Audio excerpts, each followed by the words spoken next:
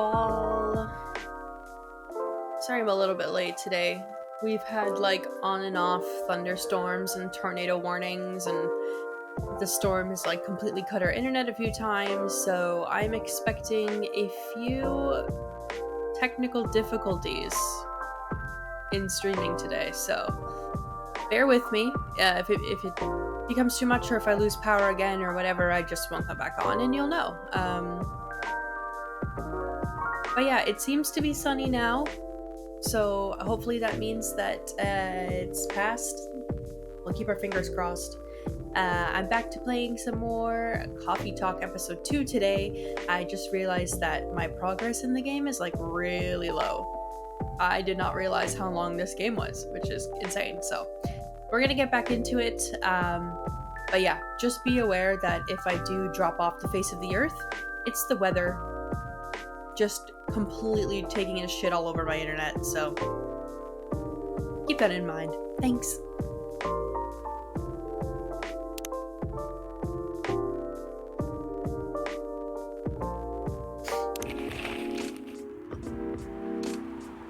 Alright, Inu, Mimi, and werewolves may share common ancestry, archaeologists say. Lionfish invasion decrease, a successful trial. Countries to block foreign entry amidst unknown livestock bacterial infection. Interesting. Oh wow, that kind of looks like what it looked like outside tonight. Let's go take a look. I'm playing with mouse and keyboard today because my headphones forgot to charge overnight. It's their fault, not mine. Alright, we got Bailey's as a friend now. Okay. Sometimes scary how so many things come into factor as you make a decision. It shouldn't be that hard, right? Sure. I have tons to think about every day. Fair enough. Like how to make your timeline more fun. Cringe. I could really use a good cup of tea right now. Come on over. I got a ton. Bad traffic at Yale Street, avoid. Fair enough. How do I go back now? Nope.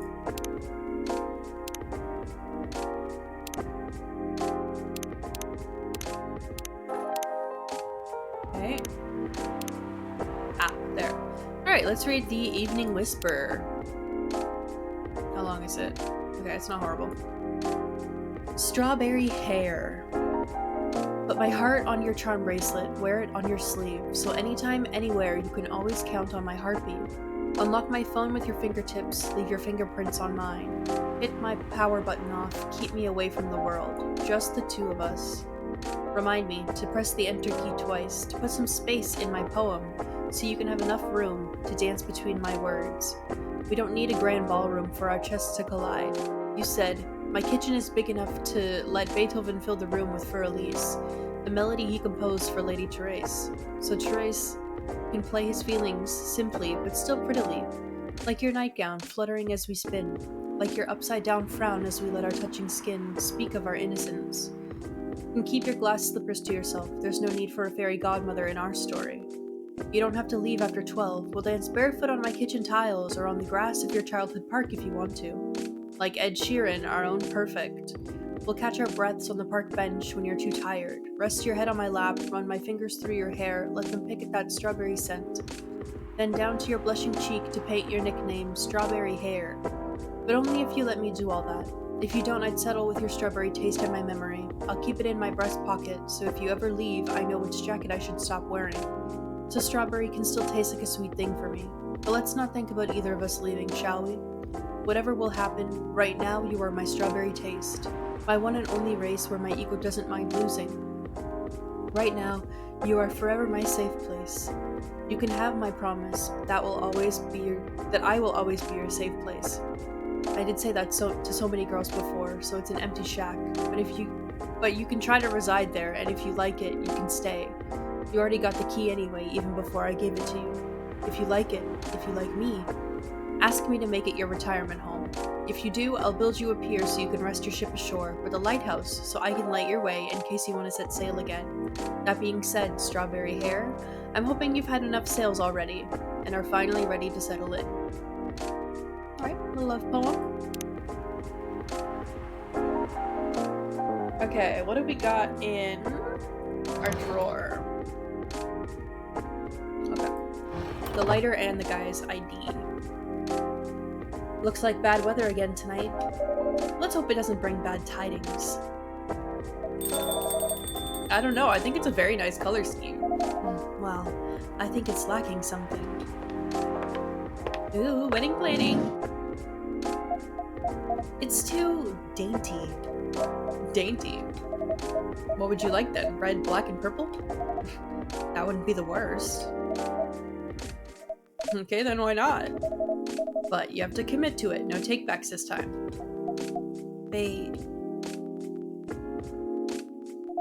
I don't know. Maybe. Let's take a break from the topic. I only have time for a quick drink before I go back to work. And it's not like we're going to decide now anyway. Maybe that's the problem. How are we supposed to plan this wedding if we keep postponing every choice we need to make?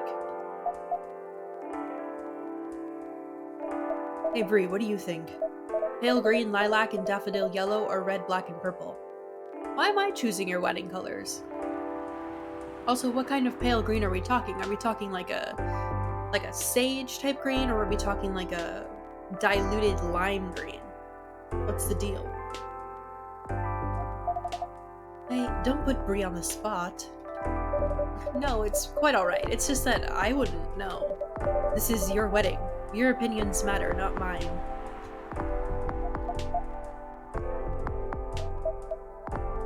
Oh, she's mad. Trouble is, we don't know what our opinions are. And when we think we do, we change our mind. It's like the centerpieces. Oh, please, can we not talk about that now? I really thought we agreed on the cute cottagecore ones. The ones you spotted on Tomoto Chill? I mean, they were your pick in the first place. They were, but they were also too expensive. We have to be realistic. But weddings in general are expensive, that's true. Especially when you want to have 200 guests? I had 14 guests. 13, I think, actually. Because that included the officiant.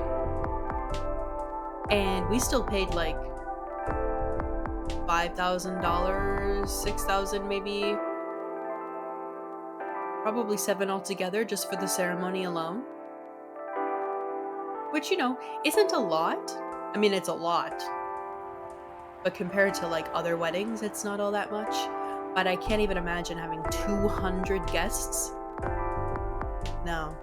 No. That's insane. I'm not about that. That's a low blow. I can't just disinvite my extended family. The key word is extended. Do you even know half these people? That's not the issue.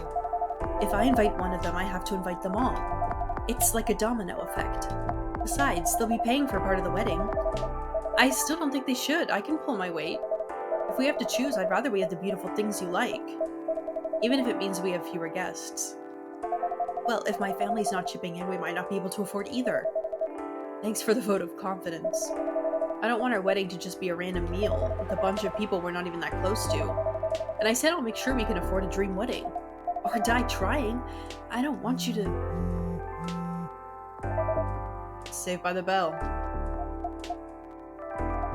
That's work. I really can't linger. I think I'll have that drink now, Bree. Of course, what can I get you? Something that will keep me awake. I still have work to do and my head hurts. So I guess strong coffee would be good. And with a nice spicy kick, please. Any preference on the spicy kick? No, any strong coffee with spice will do. Okay, so we can either go like a warm spice or we can go like a ginger spice. Let's do ginger. I don't know why, I'm feeling ginger today. I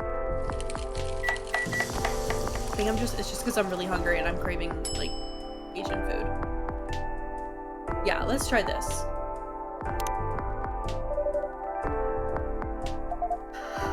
Ooh, an oldie goodie. Perfect. Yes! I can feel myself relaxing already.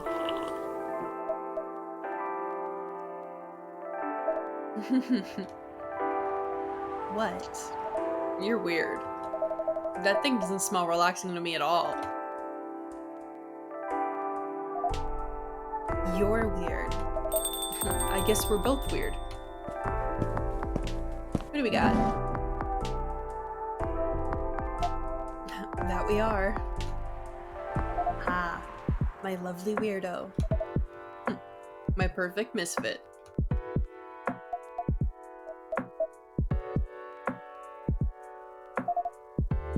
This is so much better.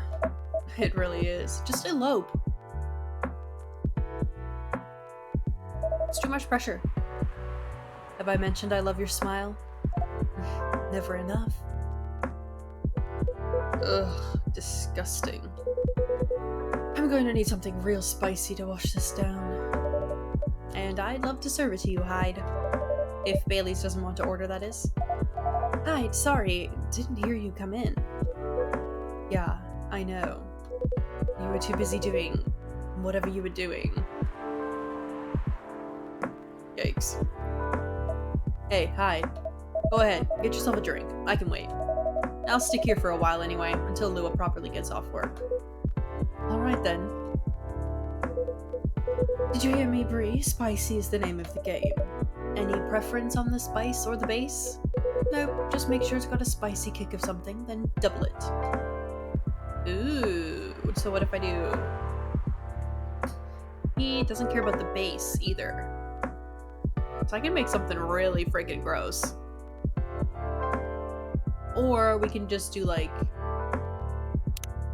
ginger or like green tea, cinnamon, and ginger. Is that even anything?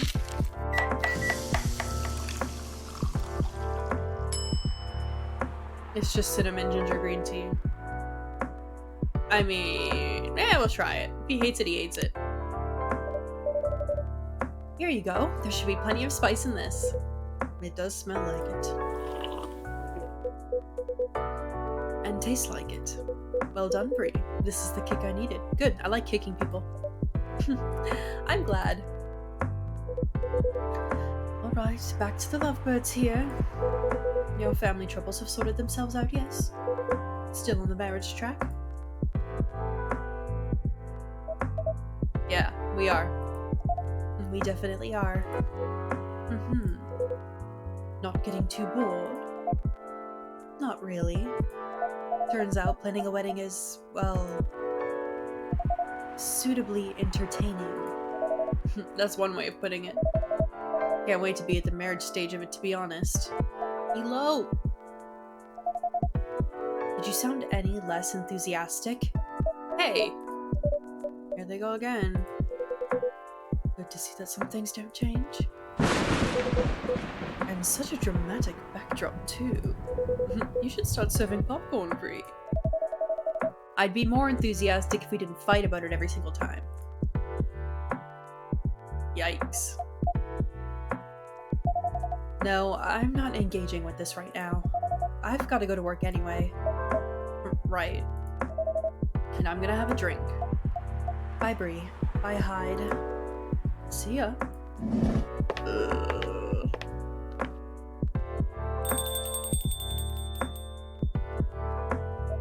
Ugh. What can I make you, Mr. Baileys? I think something warm, sweet, and comforting, please. Hot chocolate, perhaps? Yeah, chocolate with honey and milk could work. Fair enough.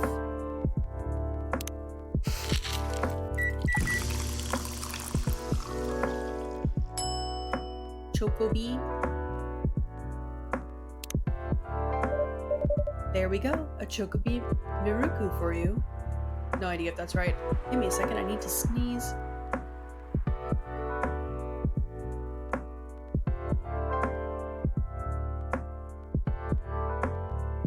Woo! That was a wild one. Perfect. This feels so good, Bree.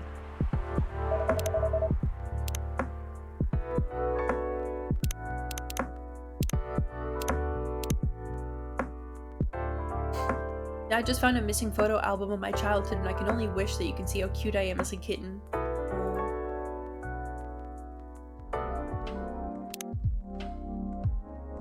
Number 1 pumpkin spice fan. Que vont charmant masque et leur démasse jouant de lutte et danse et quasi triste sous leur déguisement fantastique. Or fantasque. Okay. I think that's the same from the last game, right? It means a lot that you're always looking out for all of us. On a miserable night like this, it's heartwarming. But of course, you're our valued customers.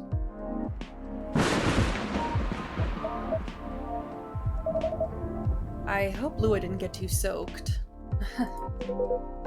You do care a lot about her. Of course I do. Then why all the fighting? It's a big task planning a big wedding like that. I'm not surprised they're not bickering more, to be honest. It's a lot of choices to make and a lot of money to spend. It can be really nerve-wracking spending that amount of money and not knowing if it's gonna be exactly what you want it to be. So stakes are high. I get it. You tell me. This wedding is bringing out the worst in us. Since we sorted out the situation with my family. You mean since you cut them off? Yeah, since I stopped talking to their judgmental faces, Lou and I haven't fought about anything. Until now. Every time we try to organize this thing, it's like we become different people. Let me ask you something. Go ahead. What do you want from this wedding? How do you mean? It's not complicated. I'm just asking what you want. If you close your eyes and picture the day, what do you see? Honestly, I have no clue. I know Lua is there, but that's about it. It's not a bad start, in truth. Exactly, elope. They better elope. I swear to God.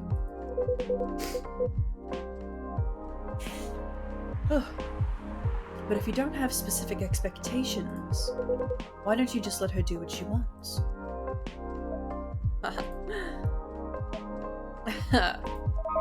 You make it sound so easy. I want her to have what she wants. It's exactly what I've been trying to achieve. I've been picking up on everything she's liking on Tomodachill. Every wedding picture she's pinning online, all the places she finds cool, all the fashion designers she follows. She deserves to have all that, to have a special day. But every time I make a suggestion, she won't hear of it. She says it's too much, too expensive, too this, too that. Is it? Too much? Too expensive? That's not the point. I don't want her to have a shabby wedding, just because I'm estranged from my family. I want her to have what she wants, what she deserves. A proper princess wedding.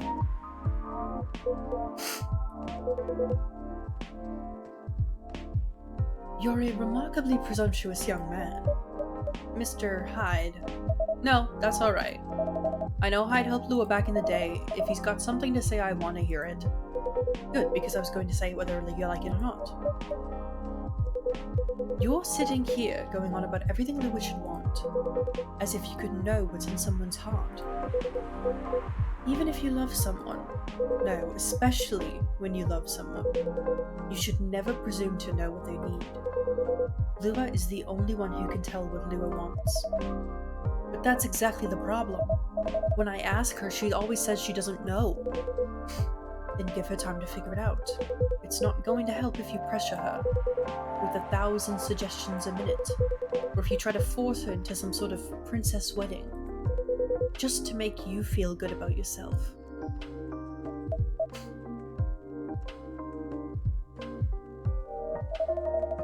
But what if we take so long that we reach old age and we're still not married?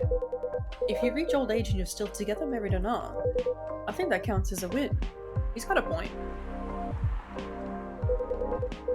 Marriage isn't a be-all end-all. Excuse my sniffles. And since we're talking about taking some time, you should also use that time to figure out what you want. Otherwise, the best you'll get is a wedding, based on your skewed idea of what Lua's wedding should be. That sounds pretty sad to me. It's true. Well, that wasn't pleasant to hear. Bailey's. But it also wasn't wrong. Give her time and figure out what I want, huh? Sounds so simple. Should have thought about that before, I guess. You're not bad at this tough love thing, are you, Hyde?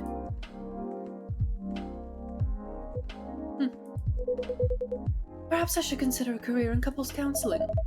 That doesn't sound nearly as much fun as modeling. Doesn't it? Modeling gets old after a while. I thought you were having a good time in LA. I was. Until I wasn't. I'm moving to Seattle, in fact. I kept my contract with the agency just in case, but there aren't many modeling jobs to be had here. Really? What are you gonna do then? Go back to my mafia dwarf buddies, of course.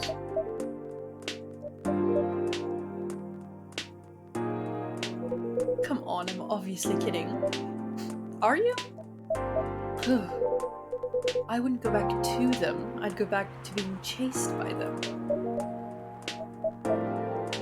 Besides, I checked in on them and everyone I used to find entertaining has retired now.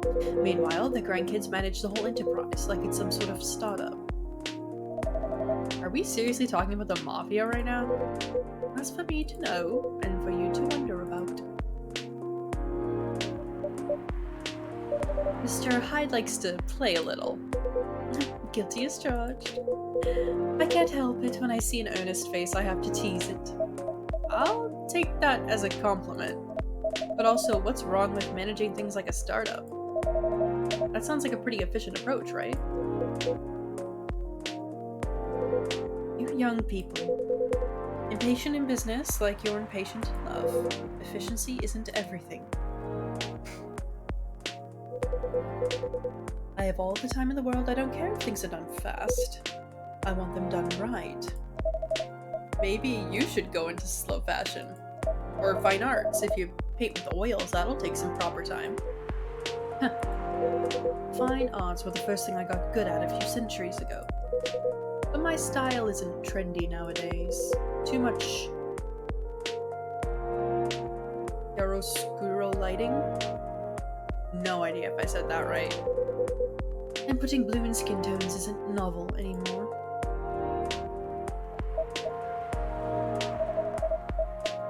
If you're insinuating that you're Rembrandt, if my mafia buddies find out, I'll be in trouble.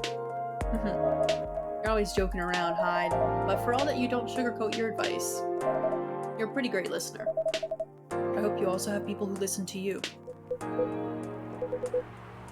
I'm moving here to be closer to them.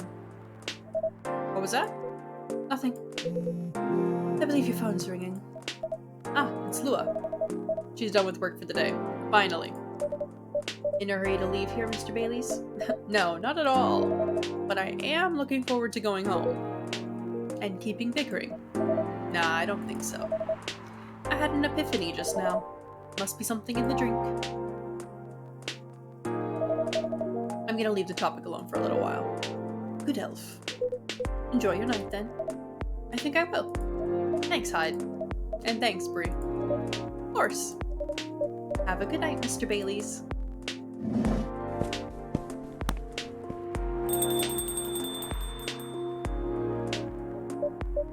Mr. Hyde. What was that about the mafia and modeling and fine arts? Are you genuinely considering a career change?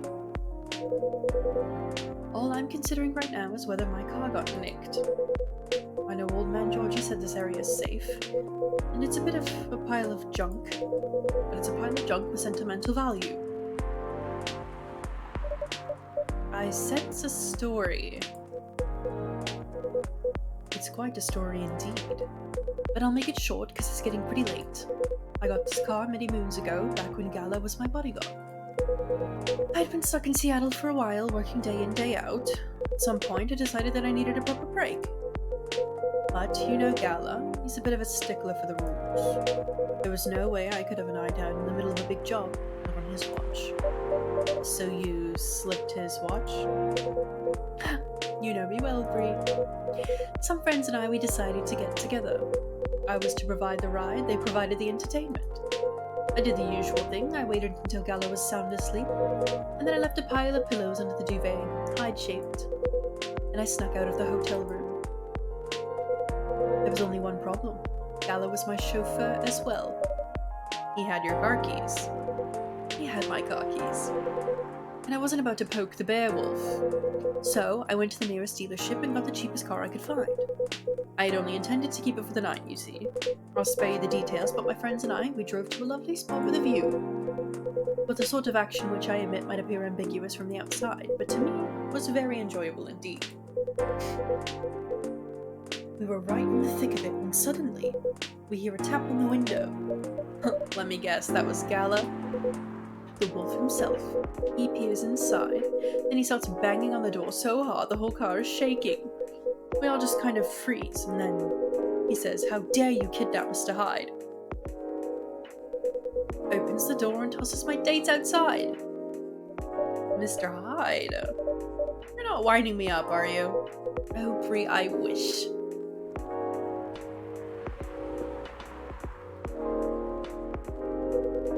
Sorry, it still sends me into a fit just to think about it. The princess carried me out of the car, if you can believe that. That's a conscientious bodyguard if I ever heard of one. Right. Truly earning his yearly bonus. I didn't even have the chance to explain the situation. At least not until he removed my gag. Gala acted like he was angry, but in reality he was mortified. If not as mortified as my dates, whom I had to pick out of the grass. Or Gala. Bree. I see where your allegiance lies. Personally, I say poor me. I never saw those lovely friends again after that fiasco. But I couldn't be angry at Gala, even then. In fact, I found his chivalry rather charming. He didn't seem to find my antics quite as charming, though. He had woken up, hadn't found me, and was already suspecting the worst. And that was before he discovered me in a strange car in the middle of nowhere, in a compromising position. I think he was truly terrified on my account, so he stopped talking to me for a few weeks. That doesn't sound unfair. I suppose it wasn't. He also wouldn't give my car keys back.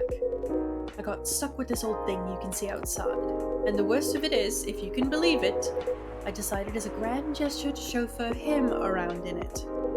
He stopped sulking really quickly after that. I suspect he wasn't a huge fan of my driving. Anyhow, I decided to keep the car on the end for whatever reason. My car collection has had some serious turnover, but this one isn't going anywhere. I must have replaced everything inside it a dozen times over, and it's very banged up. But I guess I've grown fond of it by now. We're both a little stuck in time, this car and I.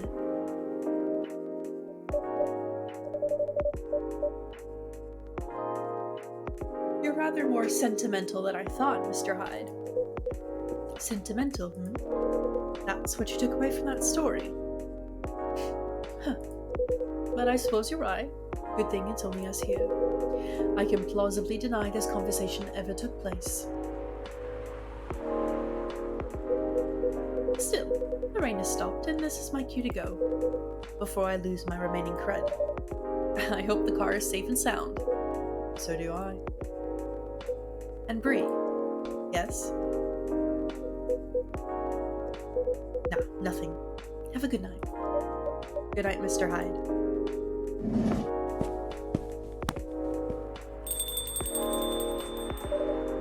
And safe journey home.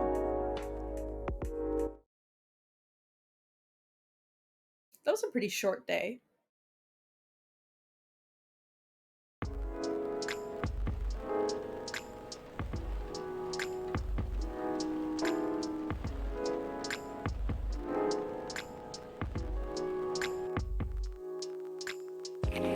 Alright. First wave of visa applications to Europe rejected for failure to include passport signatures. Rise and fall of Weirdstein box offices, a brief history. Sold out, replica astronaut suits experience an extreme increase in sales. Ooh, we get more aliens? More visitors?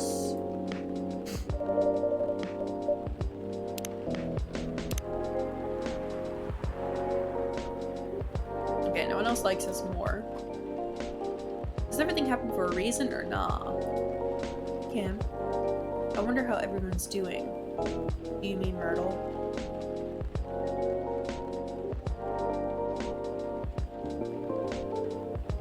Trucker fell asleep and crashed near the 4th Avenue. No casualties, but quite the property damage. I'd reckon you want to avoid the area for the moment. Road construction on Lenora Avenue. Thanks, Rihanna. Evening whispers. Happiness, like a cup of coffee. Hey, this might not help, but do you want to listen to me for a little bit? I want to tell you what happiness is like to me. To me, and maybe it is only to me, I see happiness like a cup of coffee. It makes you feel good, energized, ready to take on the world. But that's not the point I want to make. It's about how many different kinds of coffee there are in the world, and how many different ways of making a cup of coffee. Still with me? Okay, so, there are so many kinds of coffee. You know, and I'm not even talking about the type of beans and whatnot. You know, there are coffees you can get in a convenience store in convenient cans, pop it, and you're good to go. There are also coffees that are more special, made with more care. The ones made in cafes by cute baristas with their pretty smiles. There are even more special coffees, the one you only find in certain places, in certain circumstances. The one you know you can only taste once in your life, yet you wish you could have it forever. But that's not how life goes, right? There's happiness you know you'll part with, happiness you'll never get to taste again, but that's the thing. You shouldn't cry over a cup of coffee.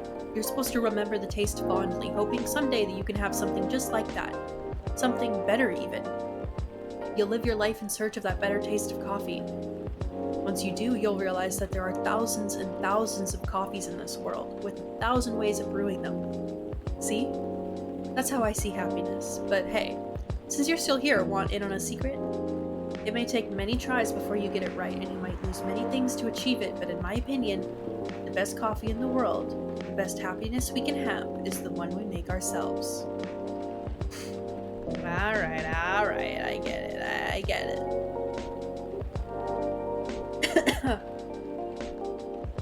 Cute. I hope the power hiccups don't affect the machine too much.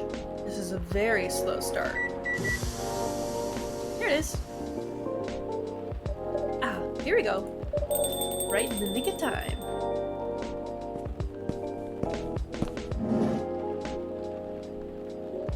Aha! Welcome, you two. It's a relief to see you safe and sound. Hi, Bree. Yes, we're also very relieved. It was a little scary last time. We analyzed the event of the evening and found them 31.245% frightening and 68.755% distasteful. Leaving in such a hurry is not an experience we care to repeat. Hopefully this will be a quieter evening. Yes, that is our wish. Anyhow, greetings are customary in cafes, bars, and restaurants, are they not? Therefore, good evening. Even if reality it should be good night. I got cut off. We find that very strange. That good evening is the way to say hello, but good night is a way to say goodbye. Is this assuming that you never start an encounter at night? Because that theory would appear to be empirically wrong. For example, this is the second time we meet Earthchild, and both times have been at night. Our 100% sample does not bear the aforementioned premise. Additionally, the very concepts of evening and morning seem only marginally, Amanda? Yes, what is it? I think Bree tried to interject a couple of times. Forgive me if I'm mistaken, Bree. Oh, no, it's alright. I didn't have anything important to say. The truth is, I'm not sure why our greetings have a circadian rhythm. Earthlings are creatures of habit, I suppose. They get attached to certain ways of using language and often don't question the actual meaning of words. Yes. At least in this particular case, no one's getting hurt. Since I arrived here, I've observed that some thoughtless uses of language can have a much more painful effect. Indeed. We see and we agree. And we apologize for interrupting you, Bree. Don't worry about it. Communicating without a hive connection is rather challenging. Besides, we have been in a somewhat heightened mental state. We have been finding Earth quite curious. Extraordinary, even. We are keen to absorb as much information as we can during our visit here. It seems to us our siblings who previously visited Earth came back with findings of a rather superficial nature. We are excited to gather data that will advance the science of Earth studies. Our return to the hive will be triumphal. Ahem. Of course, we do not do such things for the glory, but still, we are looking forward to seeing our work recognized. So, are you a scholar, Miss Amanda? Yes, that is a good equivalence of what we are. We specialize in data gathering and analysis of poorly charted territories. That sounds very impressive. Oh, DGAPCT is much less impressive than our siblings' mission. Silver is an explorer and an adventurer. He is deserving of respect, and his mission to find a prospective partner is of the utmost importance. Still prospective, huh? No progress on that front, I take it? Well, I wouldn't quite say that. Very intriguing. You're always so professional, Bree. You rarely ask direct questions. But I think you're a little curious with the gossip, right? What is gossip? Gossip is information about what goes on in other people's lives. Oh, we see. So it's like data on individual beings, then. Yes, that sounds right. We love gossip. What is wrong with it? Nothing at all, and I would love to listen to yours.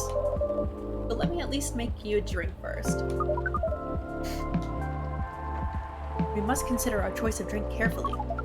We suggest our sibling goes first. Are you ready to order, Silver? I have an idea, yes. Can we expect an interesting new recipe? You're a barista yourself now, after all. A barista? How am I? Oh, you mean the cafe? Yeah, you mentioned you were opening one, didn't you? I am, after a fashion, but I'm not focusing on drink menus just yet. All so intriguing. I promise I'm not just withholding information, Bree, but things are a little complicated. Is it alright if we start with the drink?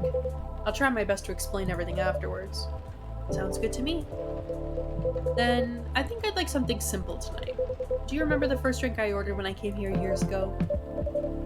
Wasn't it a coffee-based drink?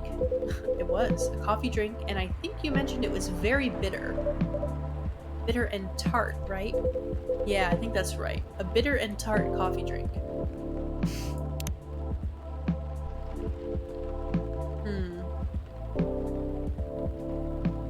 Tart, huh? Like lemon?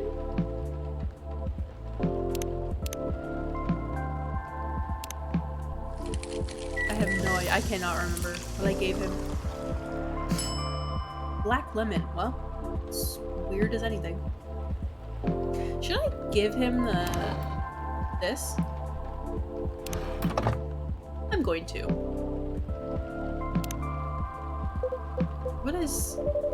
I got it off the agent last time he was here. I got an achievement for that. This is quite something. Thank you, Bree. Truly.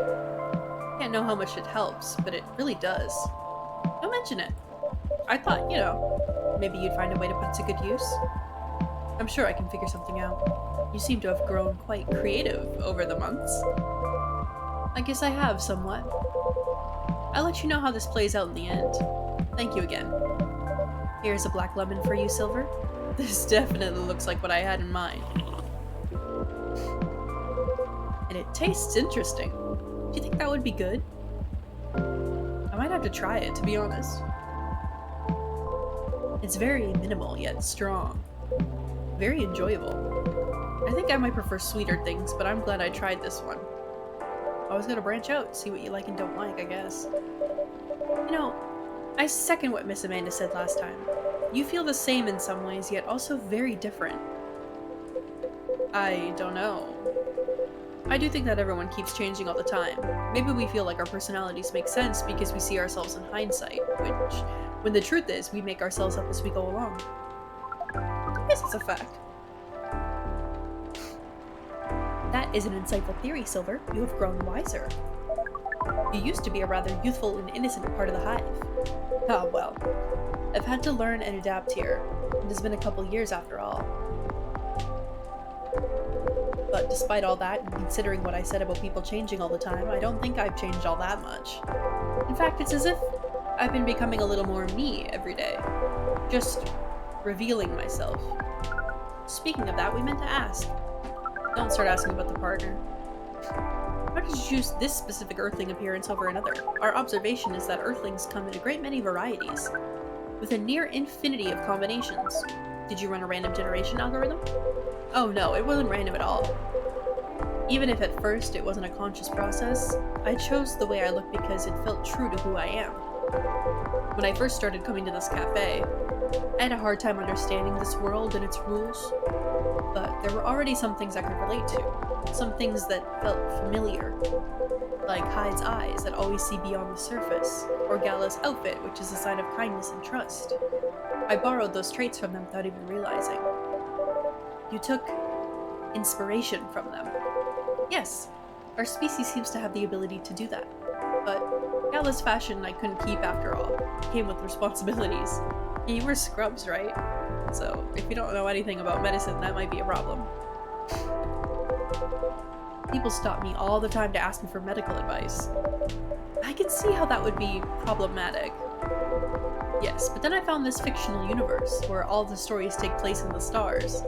So I changed my outfit to imitate theirs. That's what it is. It's Star Trek, right? He's got the little emblem. And at some point it all came together. One morning I saw myself in the mirror and I felt right. Like the way I looked matched who I was. So he is kind of still dressed in like a spacesuit. It made me feel at peace. So although I look different now from when we first met, and although I have learned the ways of this world a bit and have grown a bit, in many ways I still feel the same. Different but same. Yes, different but same. It makes sense to us. It really does. Oh, is this Laurel? No, this is from Pearl.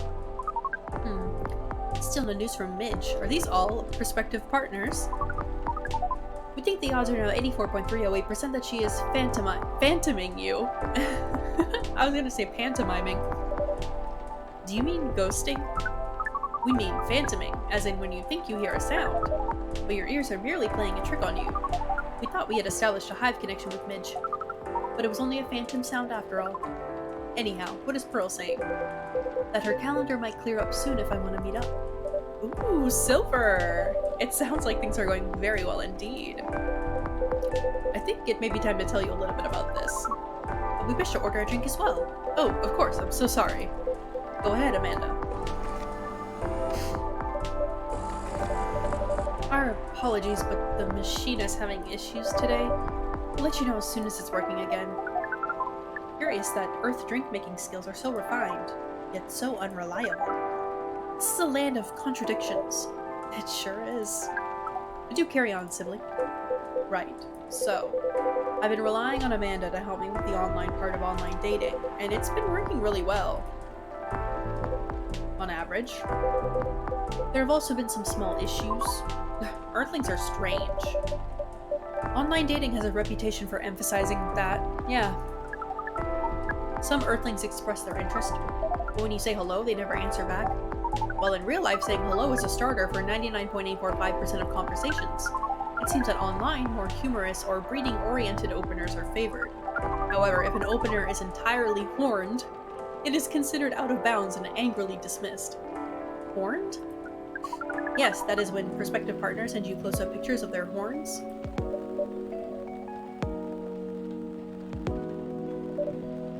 Will do that? Oh yes. I think it would be fine after a bit of conversation. If we get into the mood and they ask me first, I'd probably say yes. Horns can be really pretty, you know. But it feels very strange when that's the first thing they do, before they even write a single word. I can imagine. There's nothing like unsolicited horn pics. And then sometimes Earthlings express interest, but after reading a joke that is statistically funny 99.908% of the time, they answer with a sad face and block communications. Funny for you 99.908% of the time? Yes. Fortunately, online dating is governed by the law of large numbers, which favors persistence. We are patient. Amanda has been spending a lot of time on the app, and it's started to work out. I'm now having conversations with some really nice people, especially Pearl. We prefer Laurel. Her facial features are more symmetrical, but Silver seems to favor the asymmetrical Earthling. It's just... she sounds like a really good person. She's a communications director for a charity that fights homelessness. She cares about other people a lot.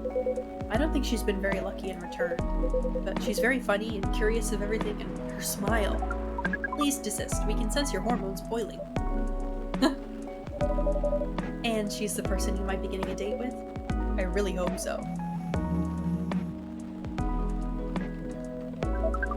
Do you have a day and time for your date? No.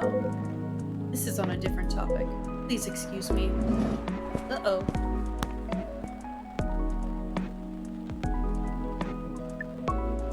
Is my machine gonna come back? So I take it you've been enjoying your time on Earth, Miss Amanda?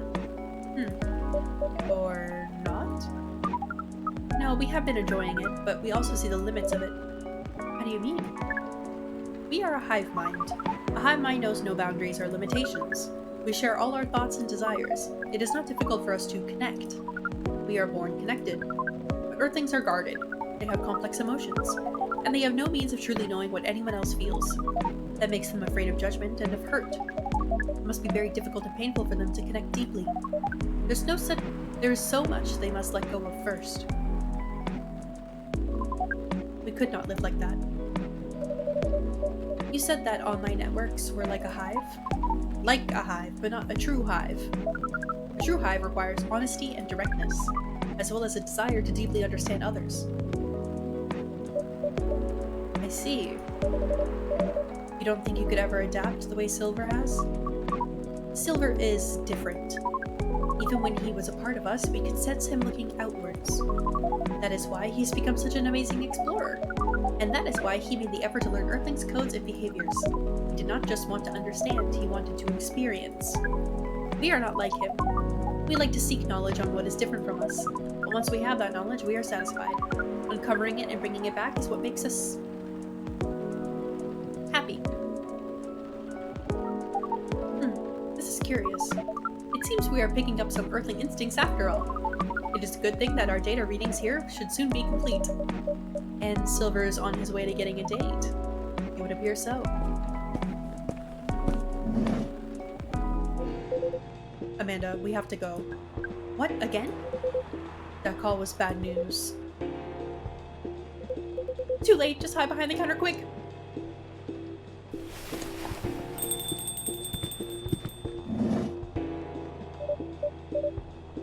Fuck.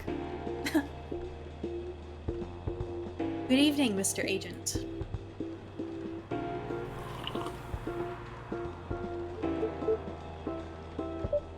We apologize, but our machine has been having issues. We cannot serve drinks at the moment. You know very well I'm not here for drinks. I'd rather not involve any more civilians in this, though. Oh, do you mean me? I'm sorry, but can't whatever this is wait for another night? I haven't finished my drink yet. It looks like rain again outside. Well, here's something that can't wait for starters. Barista, did you happen to find an ID card lying around? An ID card? Not that I can recall, no. I certainly hope you're telling the truth. Mr. Agent, you seem to always doubt me, but you've been here several times already. Surely you should see by now that I'm not lying.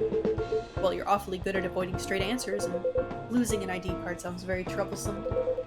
Back when I worked at a delivery center, they would make us pay a lot to replace lost ID cards. Ugh. That's not even the start of it. My job is a lot less forgiving than the delivery center. I'm very sorry to hear that. What's your job exactly? We uncover illegal aliens and extradite them, which is why I've been coming here in the first place. We keep getting tips that there have been alien sightings around this cafe. Speaking of which, have you noticed anything out of the ordinary, young man?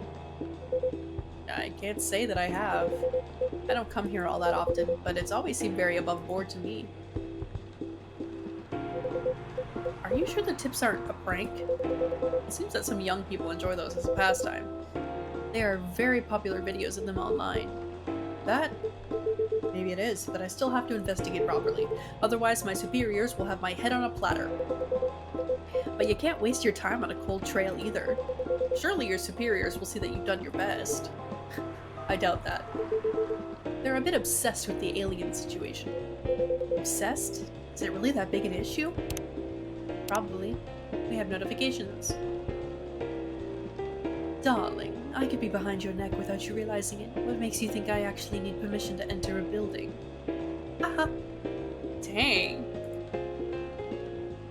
Why are you threatening people on Tomoto Jill?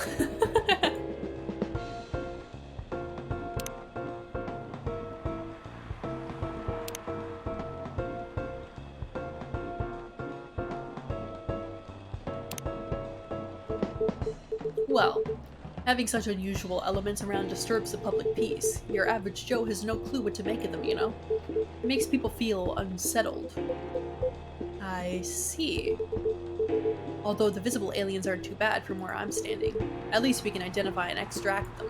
Aliens who try to pass for Earthlings are a bigger problem. Why so? For one, it just muddles things. No matter how much they try to look like Earthlings, they were born aliens, and aliens they will remain. But now they're aliens who don't look like aliens.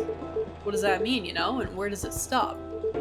What if some Earthlings decided they wanted to look like aliens? That would be a huge mess. Would it? Anyway, the top brass insists that we go after them. And in the end, that makes my job a lot harder. All that time spent detecting them. Give me a good spacesuit wearing alien any day, you know? Oh, but don't you worry about a thing. We at Fire always find a way to keep the public safe. I see. So how do you go about detecting them exactly? That one's easy. Once I have my suspicions, I check their ID. That makes it all clear, right? Right. I do wonder though, what is it? And I'm sorry if I'm being too curious. I have a habit of putting my foot in my mouth. No, you're good. No harm in asking. In that case, what is it that makes aliens so very different? There are all sorts of people living here. They all have different personalities, different looks. And for me, when I walk through the streets of Seattle, and I see that no two people are alike, I'll admit that it makes me very happy. So if someone comes from further away but they feel an Earthling at heart, would they really be more different from the people who live in this city than the people in this city that are different from each other?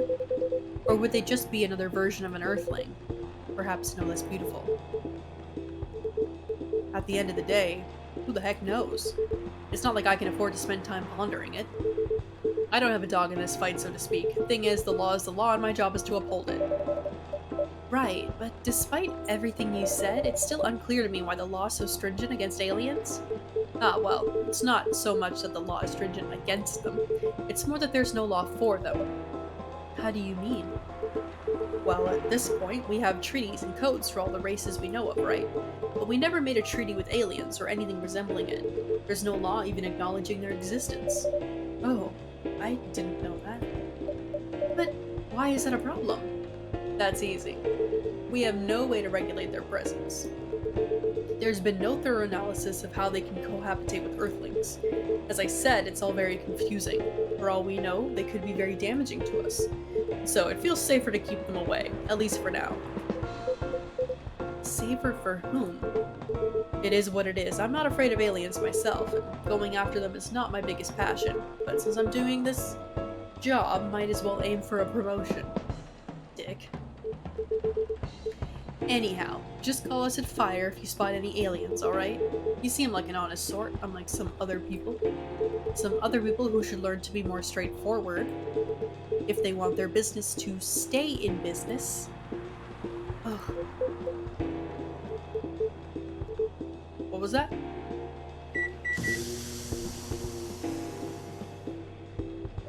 Just the coffee machine. It seems to have restarted now. That's a relief. Right. Fuck. I think I'm still gonna conduct a search of the premises, just to be on the safe. Meow. Whoa.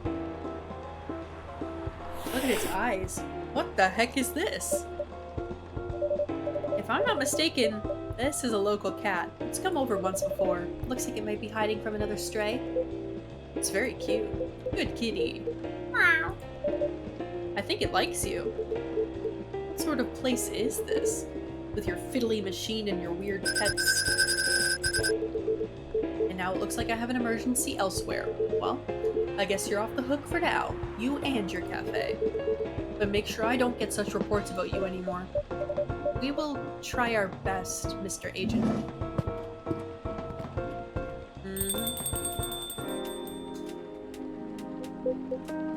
Oh, I don't have any more candy. Sad. Silver, you're trembling. It's alright.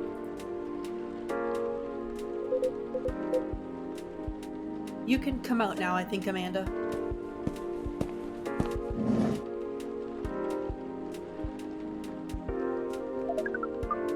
Well, we found this experience 100% distasteful. Actually, it was 40.235% distasteful, 20.834% scary, and 38.931% exciting. Ha!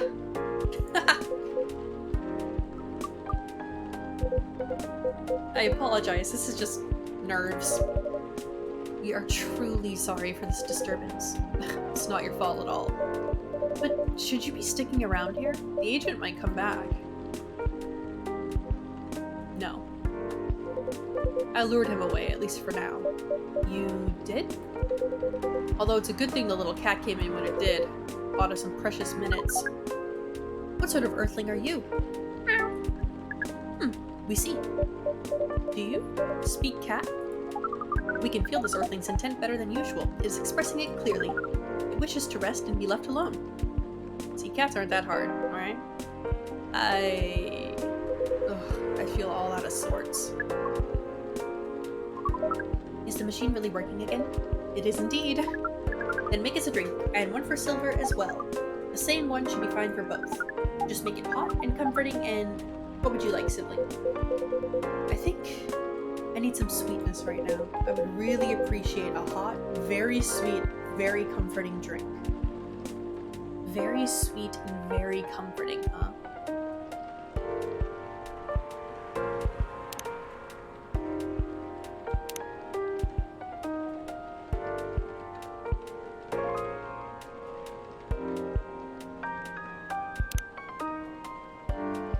I would find this comforting, I think.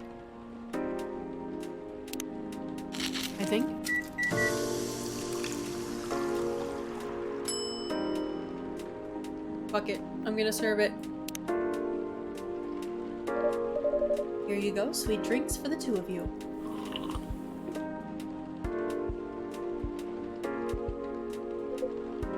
This isn't bad, although it could probably have been a little sweeter. Oh my god, the sweetness was almost full! The sensation of this is not vastly different from what you served us the other night, but it sounds like it would be fine. Okay, sorry, shit. I'm impressed though, Silver. You've become quite savvy at navigating these situations.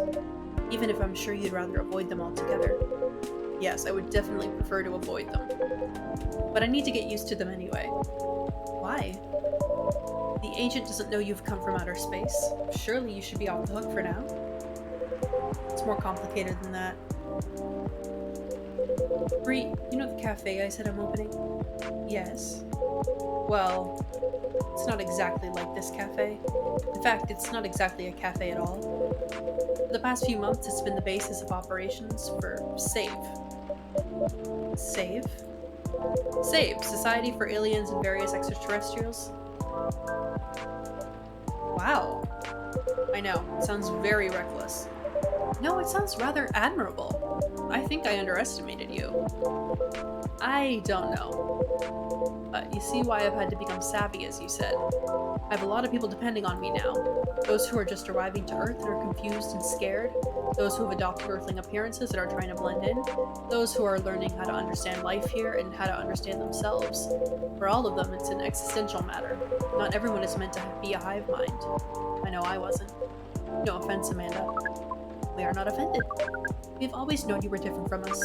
It is all the same to us. You are our sibling, whether you live as the hive or as an earthling.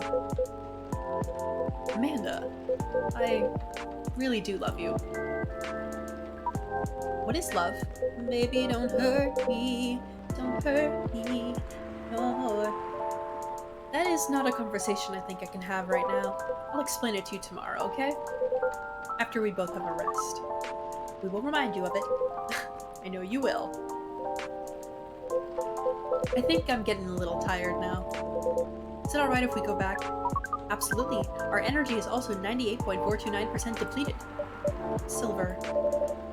Is there anything we can do to help? No, I don't think so. Thank you for offering, really. But you have a different part to play in all this. I mean, we could have the people, like, come to the cafe and, like, practice people skills, you know? Always a thought. And you've been playing it very well. You're very kind. Well, in that case, have a good night, the two of you. And please come again soon. You'll always be welcome here. Us and many others. We know. And we're grateful. Good night, Bree.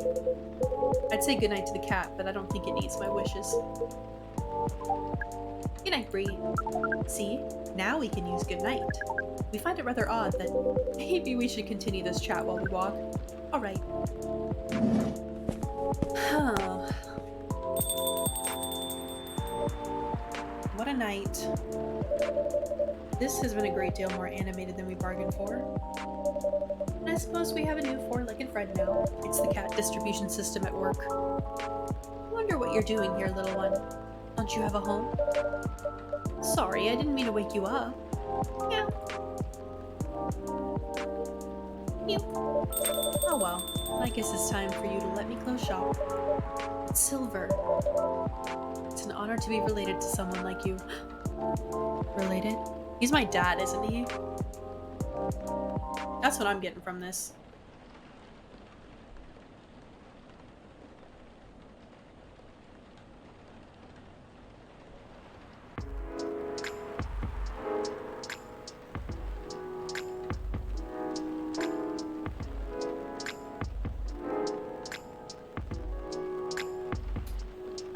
Yeah, I'll do another day, why not? Getting kind of hungry though, I gotta figure out dinner. Let me just see if the hubby has any dinner ideas. If I can find my phone. Which, of course, I can't. Oh, there it is. Got it. Let's see what he's thinking.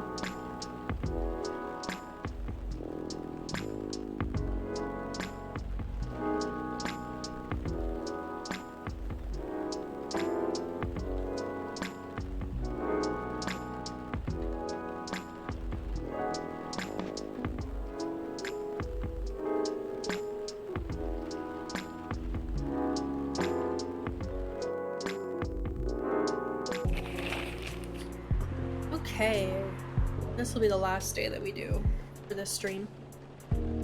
Curbing recent security breaches, government to block data leakers' websites. LOL, easy. First Workaholics Treatment Center to open in 2024. No phone, no laptop, just rest. Beachgoers report silver algae blooming on Alki Beach. Interesting. Ooh, we got another stormy day. It's starting to kind of look like crap outside again, too. Here, I mean. Let's go through this, see if anybody likes us a little more. Amanda!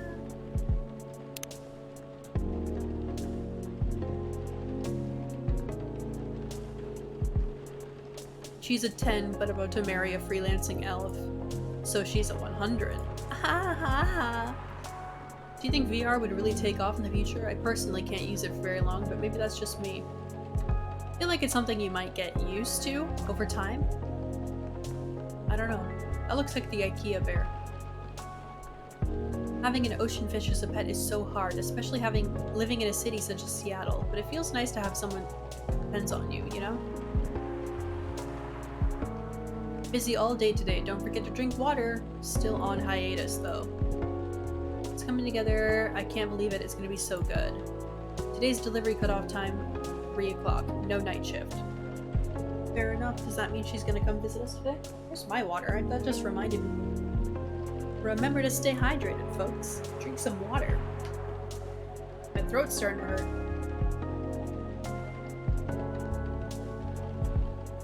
I don't know if it's the smoke from the wildfires, or if it's the fluctuation in humidity or temperature or what today, but my throat is absolutely screwed.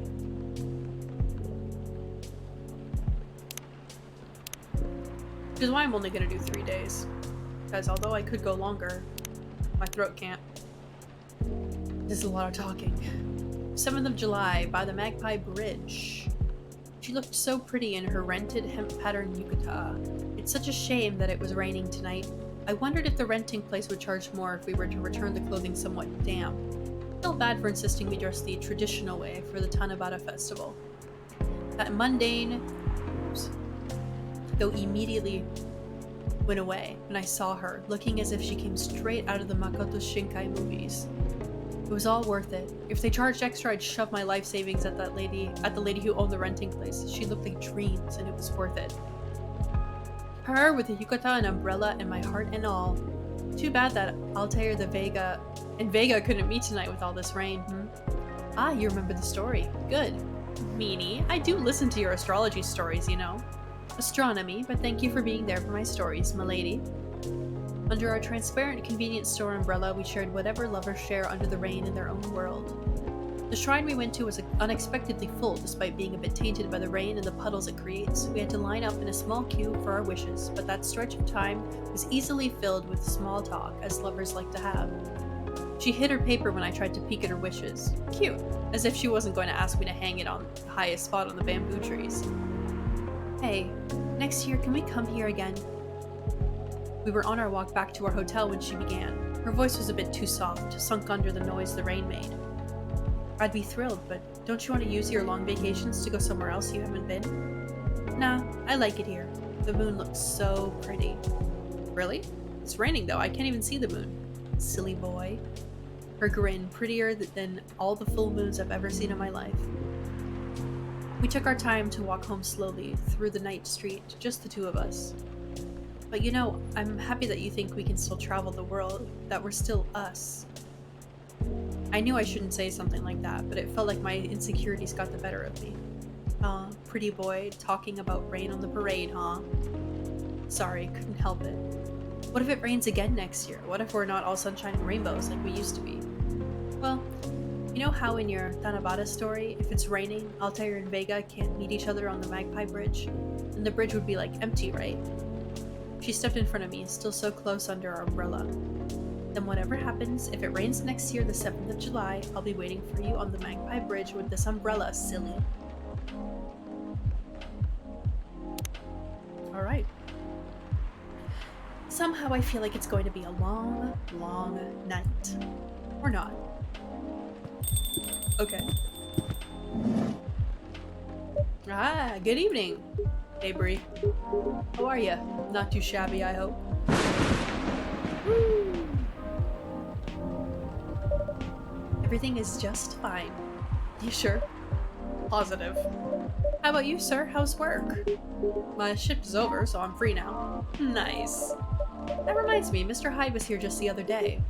Ah, that's right. Thanks for giving him the keycard, by the way. Good call. Saved $100. 100 buckaroo fine avoided thanks to you. You saved me $100. Not a Wait, what?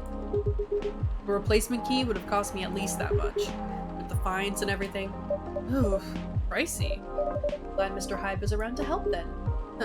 Yeah. I didn't think he'd be in Seattle, to be honest. Oh? But didn't you call him for a spare key? I did. So... let's just say I had a hunch. There's a pattern to his visits, even if he isn't aware of it. He'll fly here whenever he gets tired of something. Could be about work, life, or simply because he's bored, like with LA recently, or so he says. I see. I never knew he liked Seattle that much. Or there's something that keeps him coming back here. Or someone. Really? What is it? Take a guess. Uh-huh. Well, if I have to guess... maybe you? Me? I mean, the two of you are very close. And good bonds are hard to come by these days. I see. Well, he's not someone who's big on attachments. Or so he claims. Is that right? Who knows, maybe that's changing, because the answer is more or less your coffee shop here. Really? There aren't a lot of places with a good crowd and a warm atmosphere, with an excellent host to boot. And, as you just said, good bonds are hard to come by. What's not to like? It would be truly an honor if he felt that way. Did he tell you the reason for his visit? Yeah, he's moving back here, right? Or at least that's the plan. Yes, what a nice surprise! He told me he's got a few things to discuss on that. Well, it's part of why I'm here tonight, aside from getting myself a hot drink, that is. On that note, I am so ready to take your order. Much obliged. So Henry told me about this Indonesian ginger drink. It has milk, honey, and a couple of other stuff in it. I think it's called STMJ. I'll have a cup of that. STMJ.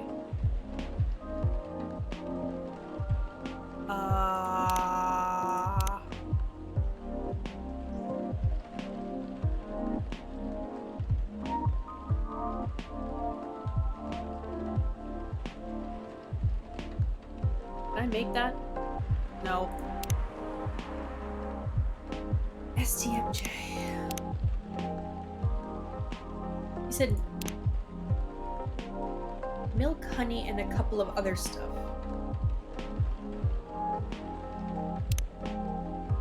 Milk, honey, and a couple of other stuff. Let's see. If not, I'll just trash it. Nope.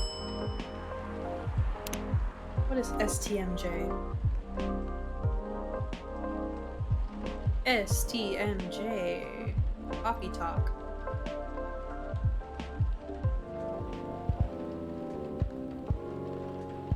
Oh, okay. Milk, ginger, honey. Just, you know, a different other stuff. Voila, monsieur. One nutritious drink from the archipelago coming up. Thanks a lot. Yeah, it's like I gotta check my phone. So what's in it again? It's a hot blend of egg, milk, ginger, and honey. Right, egg.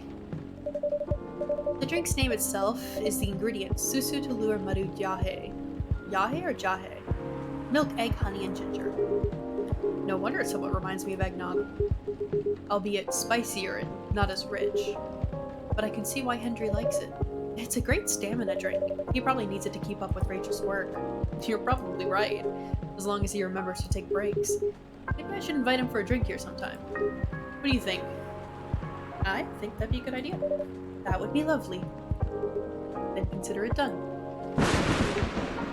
You know what? I don't think Hyde will show up tonight. Oh?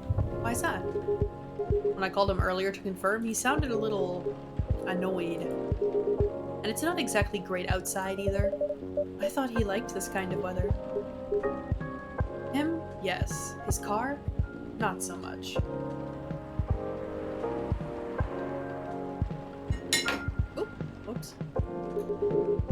That thing wouldn't survive this kind of storm. Now that you mention it, you may be right.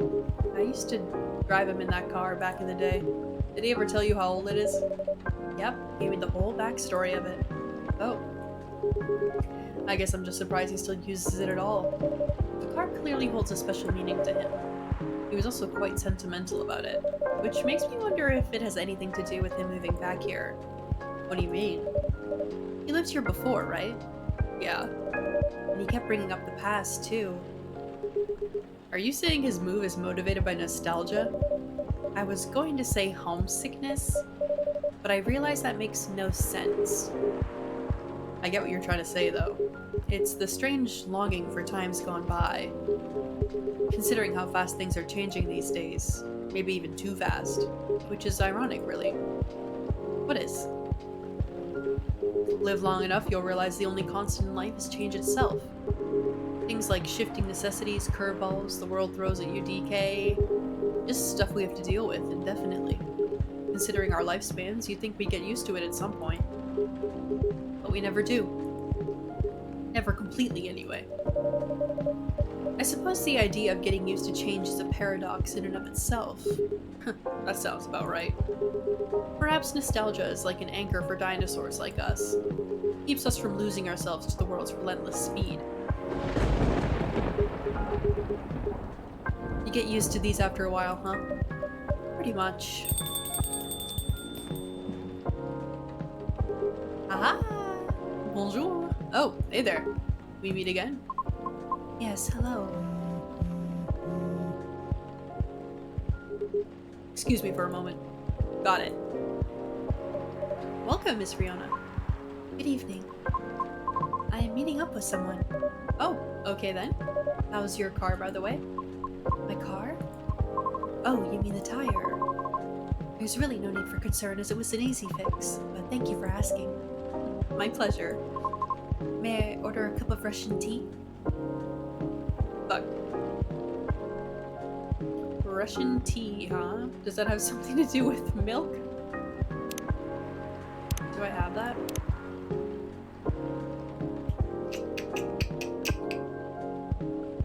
Russian tea.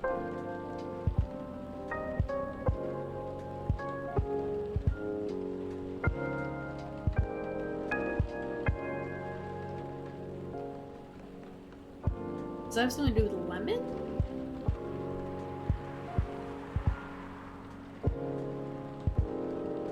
Ah. No milk.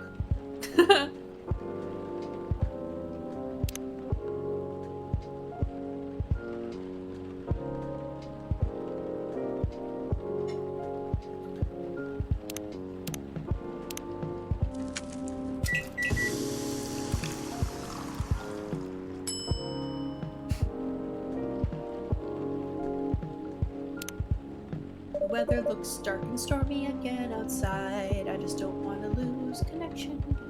Russian tea for the lady Russian to deliver. That's a good one. Is it? This is perfect, by the way. Thank you. You're welcome.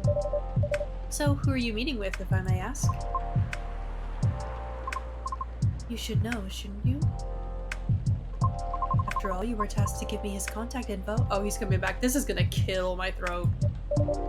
Oh, that's right. So you two did end up connecting after all. We did, yes. But truth be told, I really wasn't sure about contacting him at all. Why is that? Because as far as I'm concerned, there was no real reason for me to do so. Nevertheless, I sent him an email the following night, right after the completion of my final delivery at 3 a.m. 3 a.m.? That's pretty late. A little. Surely no worse than forgetting it altogether. But he replied straight away to my surprise. Had no idea he was such a night owl. And that's about the time I go to bed. Or perhaps just an extremely early bird. Right. I wonder if he ever sleeps. That should be a question for you too, miss. Oops. Anyhow, he answered me with an apology. He regretted his rudeness from when we first met. Which was another surprise, since I didn't think it was such a matter of concern. Well, he did return here the next evening looking for you. Did he? Yep, he said so himself. I see. How peculiar. In any case, we exchanged phone numbers and have been texting ever since. And he said he wants to meet up and speak in person, which is why I'm here now. But I'm still not quite sure it's necessary. I mean, maybe he just wants to chat and hang out? Perhaps. I suppose we'll see.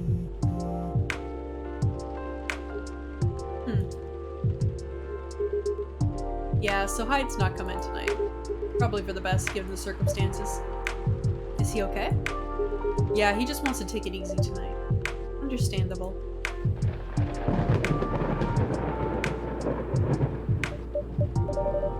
My apologies for these surges. I was hoping it'd become more stable as the days go by, but no need to apologize for something out of your control.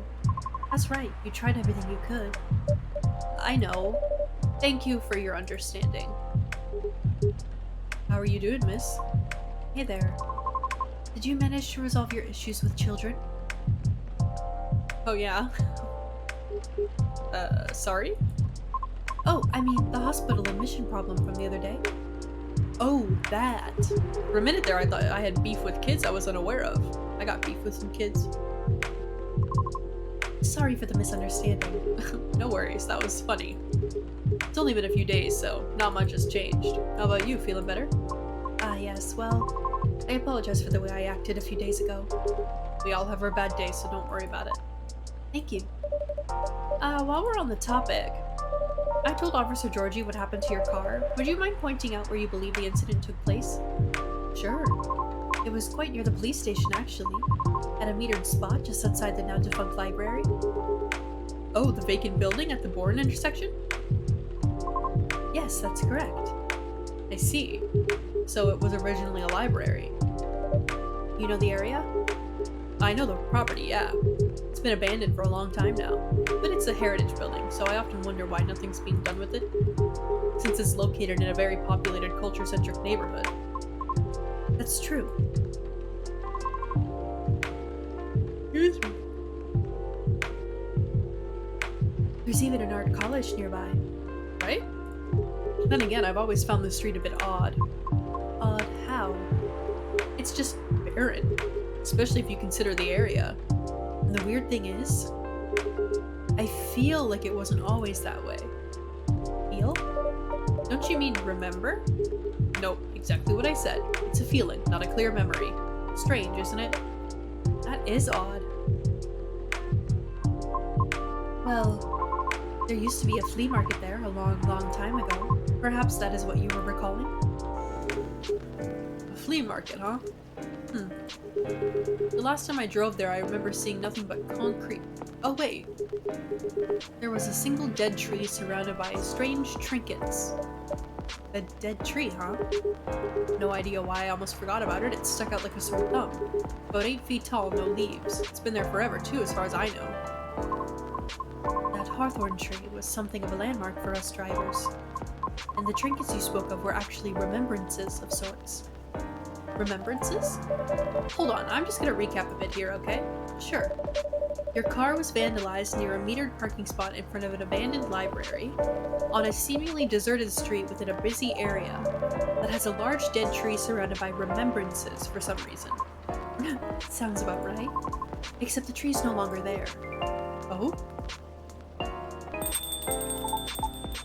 Are you serious, Pops?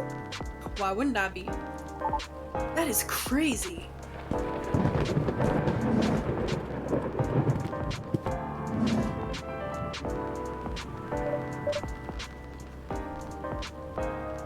Good evening, gentlemen. Hey, everyone. Oh boy, I thought I'd be early, but you're already here, lady. Hello. Pray for the love of all things holy. Tell me my lighter is here. Well, you're in luck because it is. God damn, thank goodness. Would you like me to get it for you? Nah, it's fine. I'm just glad to know it's here. Just bring it with my drink later. Sure. Let me know when you're ready to order. Cheers. Cheers. Well, well, well. What's up, y'all? What's new? Evening, officer. We were just talking about that spot where Miss Fiona's car may have been vandalized. Oh? They got your car too, lady? Yes, but it's not a big issue. Still, sorry you had to experience that. Where'd you park your car, miss? I can send you the coordinates if you'd like. That'd be real swell. Got it. Okay. Oh. Is it within the area you expected, or...? Pretty much. Same location where I parked mine a week ago. I see. You can rest assured we already increased patrols in that area. That's great. But I'm the only one doing it at the moment. That sucks. What's that? Am I hearing you, out of all people, doubting my skill, Bree? No, of course not. I just thought it means an unfortunate increase to your workload. Ah, well, them's the breaks, I suppose. Anyway, give me your strongest espresso, Bree, and don't forget my lighter. I'm gonna forget your lighter. 100%.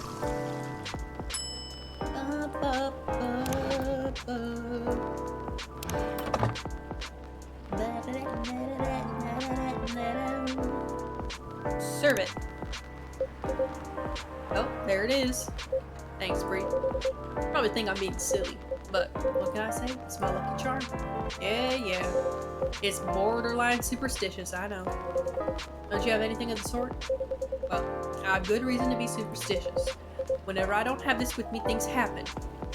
Okay, but you keep leaving it here. Right.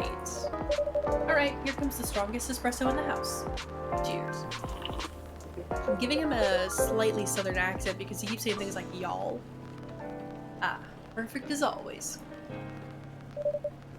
Are you ready to order? Might as well. I'd like something desserty, because it's my cheat day. Sure thing. Any specifics in mind? Well, I saw this video of a Spanish hot cocoa drink yesterday. It was so thick, I thought it was chocolate sauce. The name also reminded me of a song, but for some reason I can't remember the title right now. You know, that sounds oddly familiar. For real? Then I'll have that thick cocoa. It's got milk and a little hot and spicy kick to it. Hot, spicy kick. So are we talking cinnamon or are we talking ginger? Let's try cinnamon. See if it comes up with a song-like name. Spiced Lady? Hello?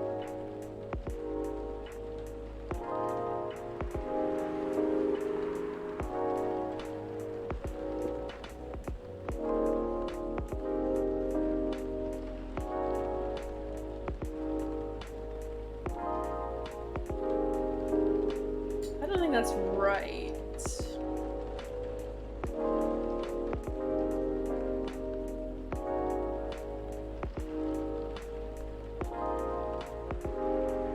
Let's...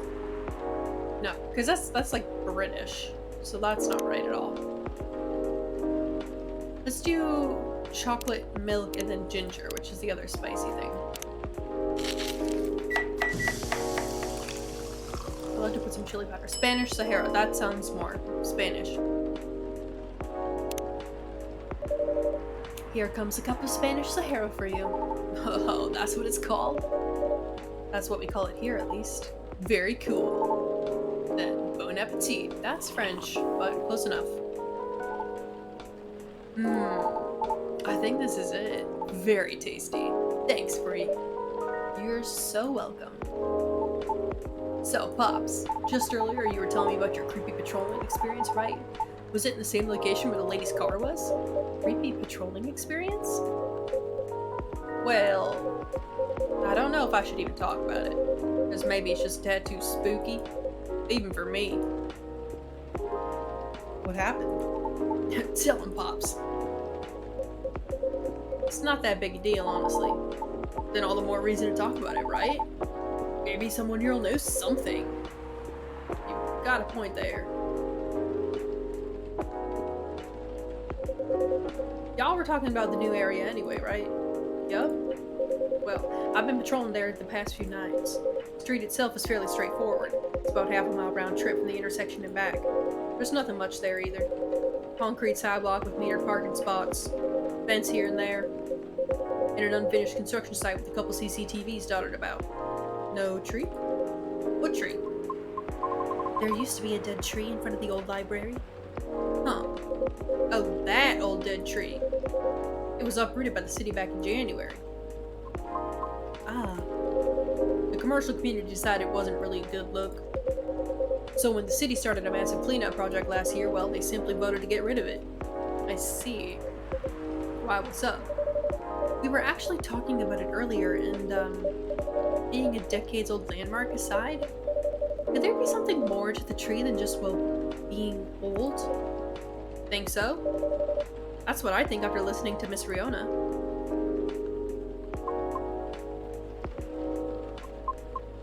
Are you expecting something from me, Bree? Huh? Oh, no. I'm sorry if I crossed the line. You just seem to know a lot about it, and I don't want to mix up the facts. I understand. But I would like to hear the officer's spooky tale first, if you don't mind. Gladly, miss. Almost forgot about me there, huh? So anyway, patrolling on that street is an easy task. Only 4 to 5 cars parked there overnight at most, which makes keeping track a breeze. Sounds ideal enough. As expected though, nothing happened the first 2 nights, but yesterday was a different story. Whoa! Hold on. Oh no, he's freaked out again. What a strange setup, eh?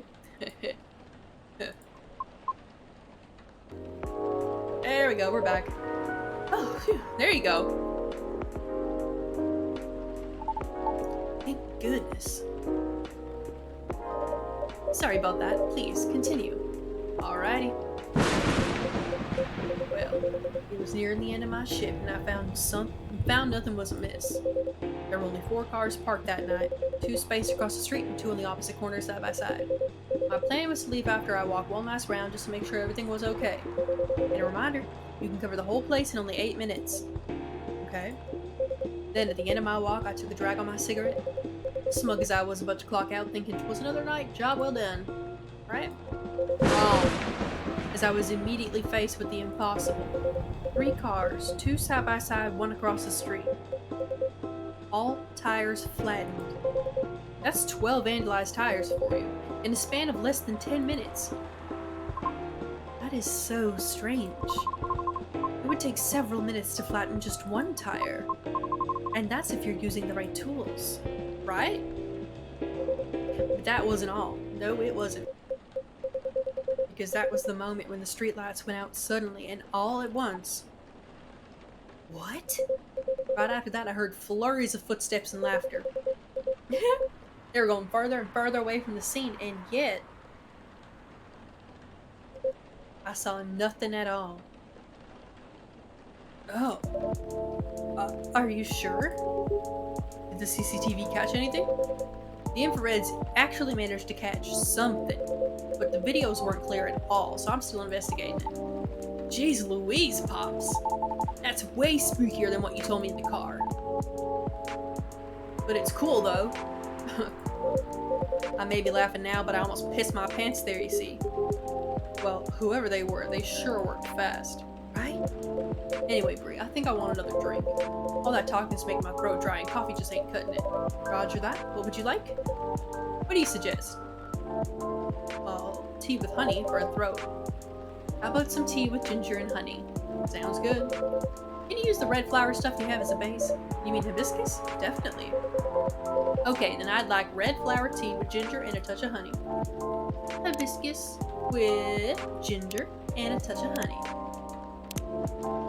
Straightforward. Speaking of drinking, I'm gonna get some water. Ah!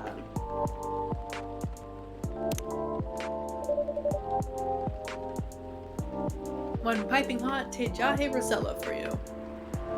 Again, no idea if I'm saying that correctly. Oh, what does it mean? Jahe means ginger, te means tea, and Rosella is roselle, another name for hibiscus. I see, a legit herbal drink. Who likes this more? Rihanna. 18th of September. Okay. September, baby. And Georgie. Born and raised in Seattle, still a lactose intolerant cop. Okay, well, then he shouldn't have a southern accent, but I think the y'all just throws me off every time, so he's gonna have a southern accent anyway. Spicy, but perfect for the weather. Good call, Brie. I'm happy to please. If that's the case, let me join your patrol, Pops. Because I'm not scared of ghosts. Real beings scare me more. Wait a second, kid. What do you mean by ghosts, eh?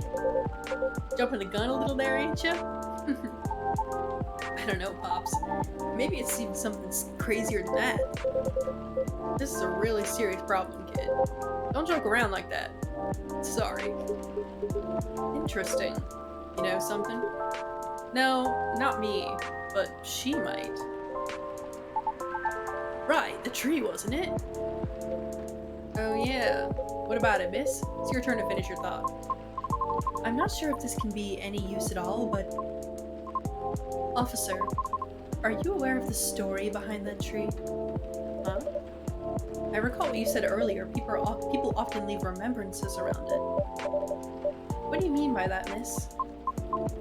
Well, it's because someone passed away there. What? Allow me to explain.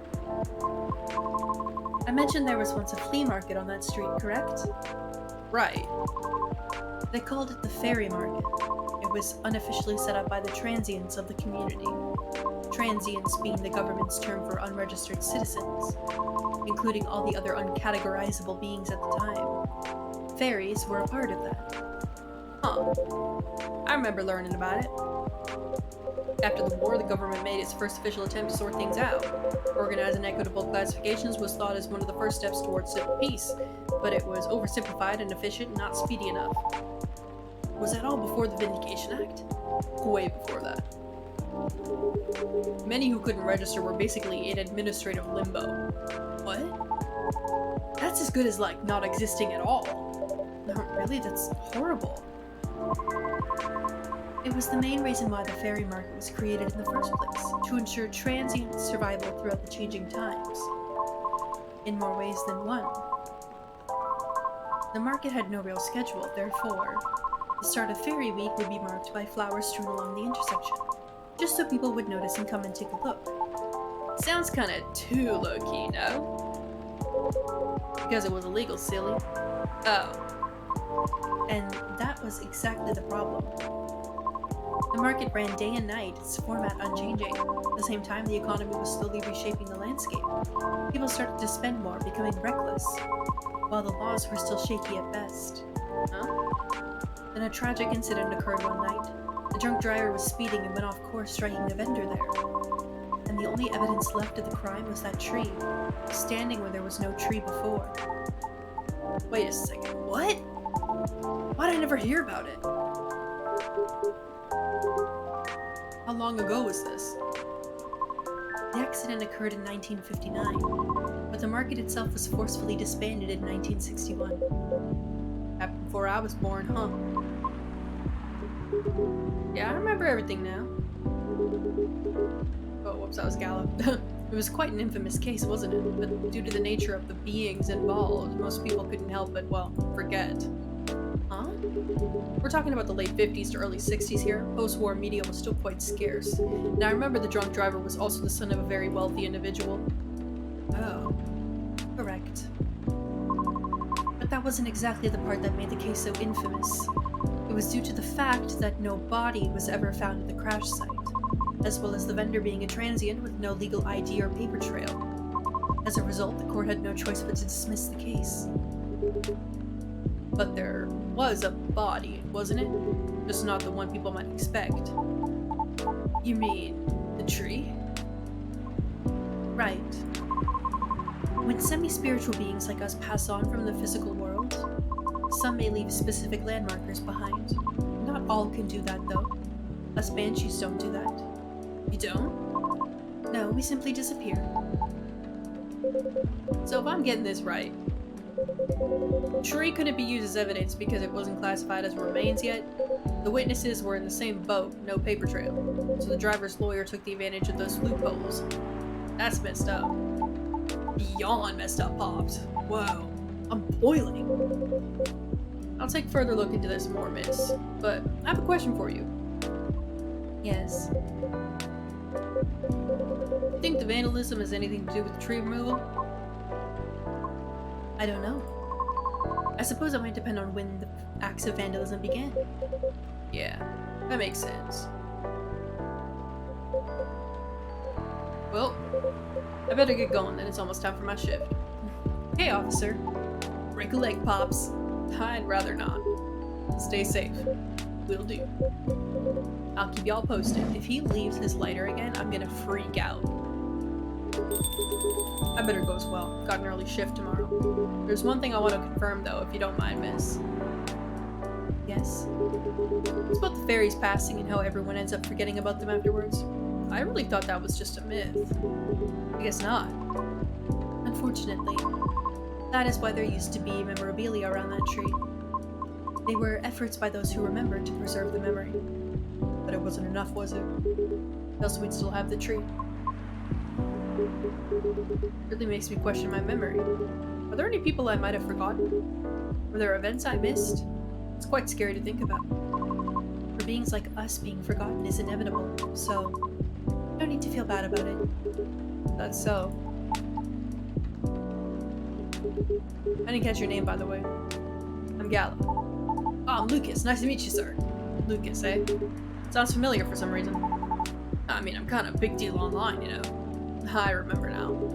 That toy from the other day had his name on it, right, Bree? Right. A toy? You mean the business card I gave you? Yes, that. I see now. Somehow you gave it to him instead. I did. I'm sorry. Let me be the one to apologize for that. Bree gave it to me because I was having a small trouble at work. Yeah? Was it helpful in any way? I mean, it's pretty good at easing up anxiety and such. I thought the children would like it, but apparently for them it's a little passé. What? Children nowadays mature really fast. They sure know their trends early. That is true. Just how things are for now and in the future. Gotta keep up with the world, else you get left behind. Yeah. Anyway, thanks for the idea of having toys around the office for the kids. I'll make sure to have more up-to-date stuff for them. Yeah, glad I could help. Well then, nice meeting you. Good luck with your future auditions, Miss Fiona. Thank you. See you around. Bye, Bree.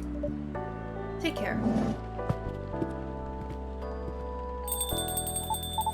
You okay? It's getting real late. I still want to talk, but if you're tired, let me know. Have you eaten? Do you want something to eat? We don't sell food here. You don't? No wonder your place is always empty. Well, just kidding, Bree. Don't hate me, please. Well, do you want another drink, maybe?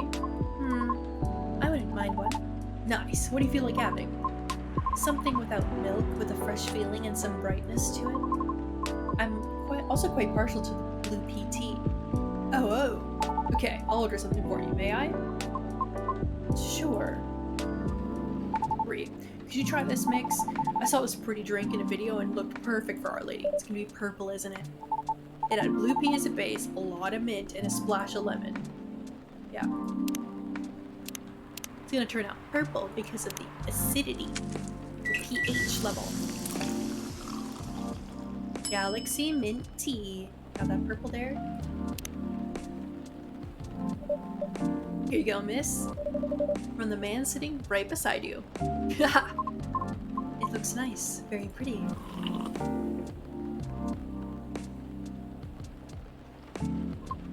I like it. Thank you.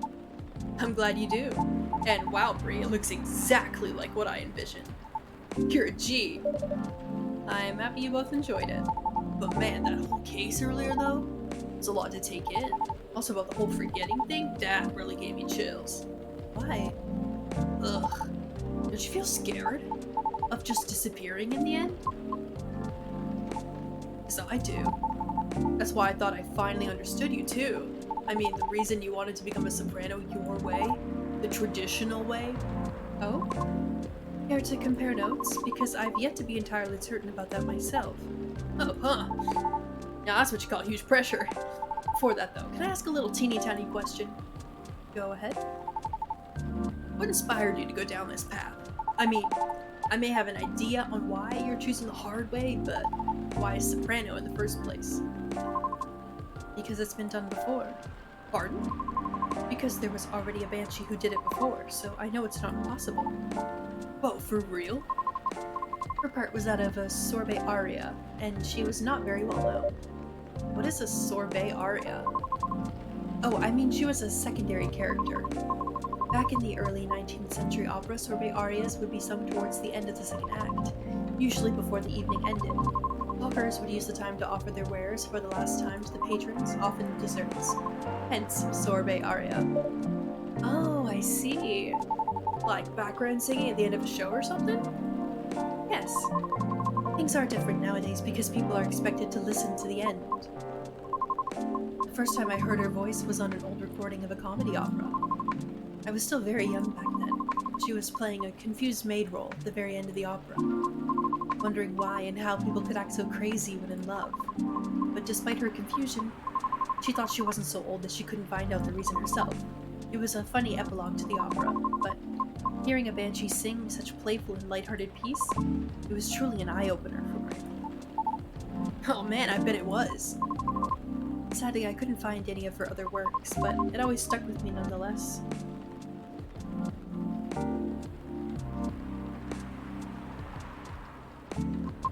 So I left my commune and started trying on my own. That's really cool and brave of you to do so. I agree. I never talked about this before. It's a bit embarrassing. Nah, don't be embarrassed. I think it's super cool. You're just feeling inspired to push yourself beyond what's expected of you. and wishing to leave a mark on this world. Is that what you think? Uh-huh. You're just trying to follow a path that's been traveled before, and that's not always a bad thing, especially for beings like us. You're just being careful yet courageous. Right, because the path you're choosing to walk on is still difficult. Regarding leaving your mark, I don't know. I just feel maybe you're the same as me. Like, what's the point of being born if nobody's gonna remember us, right, Bree? No comment. Aww. Why do you want to be remembered so much? Why wouldn't you? Us banshees see the end differently than most, so care to enlighten me?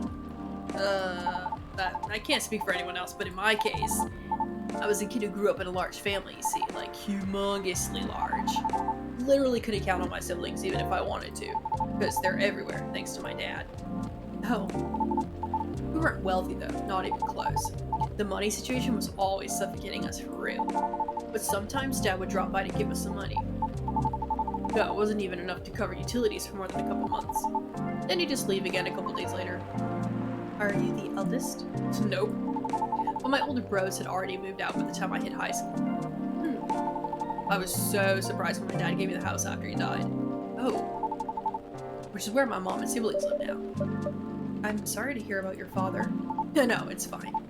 I mean, yeah, it was weird to receive the news of his death from an attorney, knowing he passed away by himself, and how it took them a week to find out.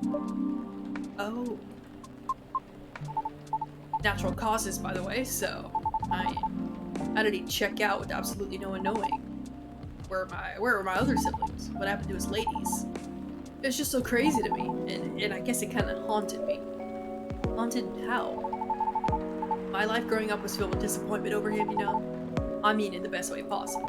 My disappointment actually drove me to work hard for my family. It just vilified him in my mind, like shaking my mental fist at him. "I'm gonna do so much better than you, sir," and all that. I see. But then I received the news that he left me in the house. Like, I know he had no money. That house is probably one of the only assets he had left, so... When he gave me the house in his will, all I could think about was what went through his mind exactly. The fact that he had a will at all was probably already a surprise for you. Exactly! What am I supposed to think of that? What am I supposed to think of him?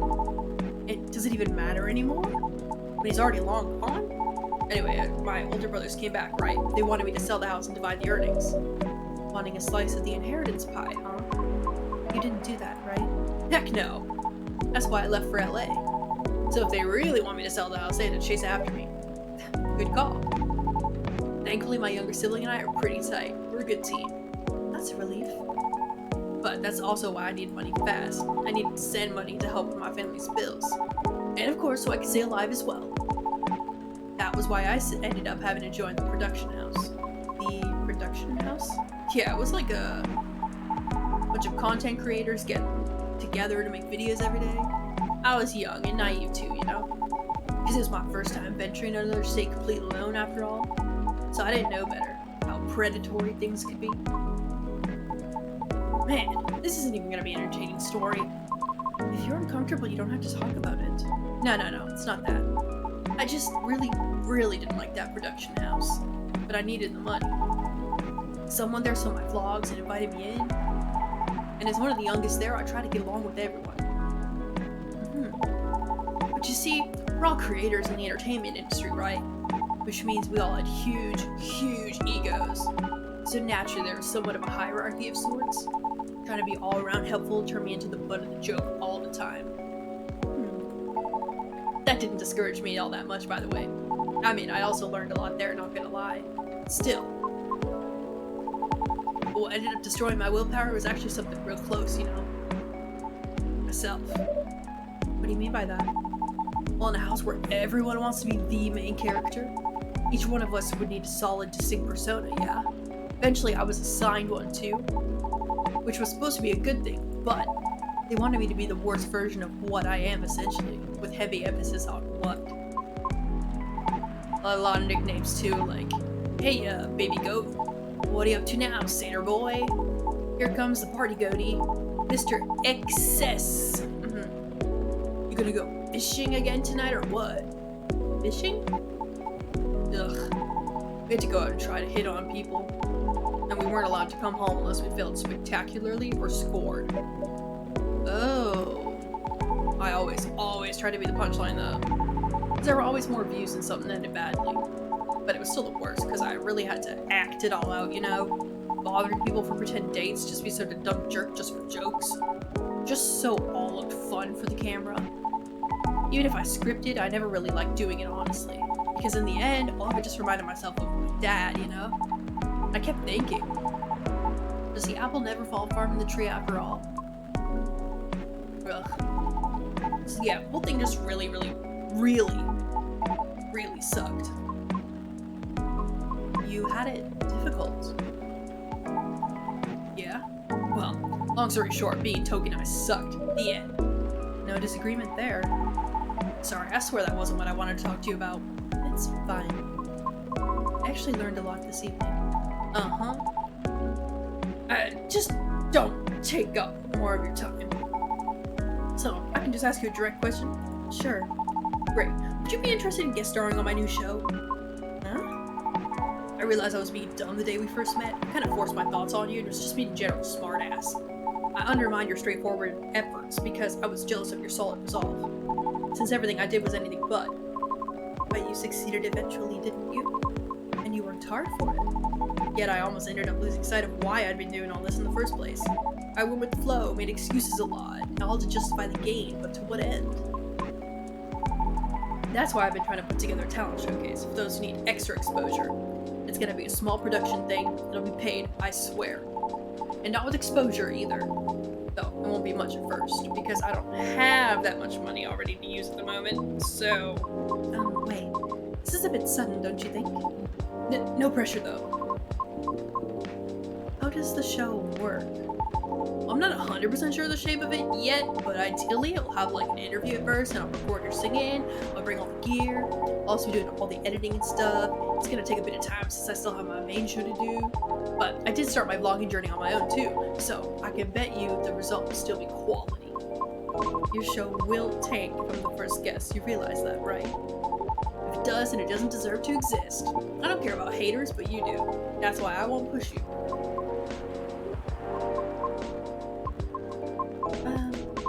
I'm flattered, but no thank you. Okay. Thanks for considering me, though. Thanks for giving it a thought. Looks like I have to go. Okay. It's nothing to do with what you said, okay? Just bad timing. Yes, I get it. Cool. Hope we can meet again like this. If you want to. Maybe. I'll take it. Thanks for your time too, bro. Sorry if I bored you. No, truly, it was my pleasure. Cool. Okay, I really have to go. See you around? Safe trip. Alrighty, see you, Bree. Come again soon.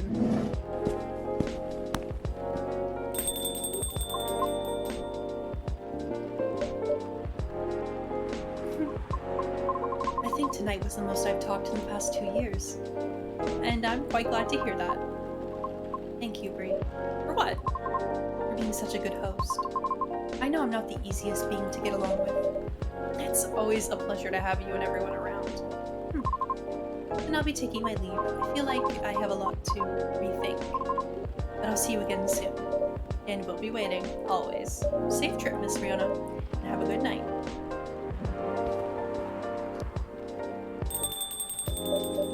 Whew. I think I'm done for the night. I hope everything will work out for everyone. I am also done for the night. My god, that was a lot. That was a lot of reading. I am just going to leave this here for today. My throat's absolutely killing me, and I've gone over the allotted time that I've set for myself.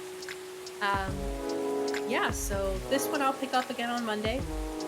We'll keep going along with this story. This will be up on YouTube in a couple of days, so keep an eye out for that, and check out any of the other CoffeeCon videos that are there as well. Thank you for hanging out with me if you're here, and thank you for watching the VOD if that's what you're watching. Consider giving me a follow if you've made it this far. I would greatly appreciate it. I really enjoy like chatting with people and stuff. while I'm gaming. So thank y'all for giving me the opportunity to do that. And if you're watching this on YouTube, consider subscribing and then maybe coming over to twitch.tv/candiedbro to join in on the fun live. But yeah, anyway, I won't ramble on much longer because I am losing my voice. I'll see y'all tomorrow, and then I'll be playing something that does not involve as much talking on my part. Anyway, good night, everyone.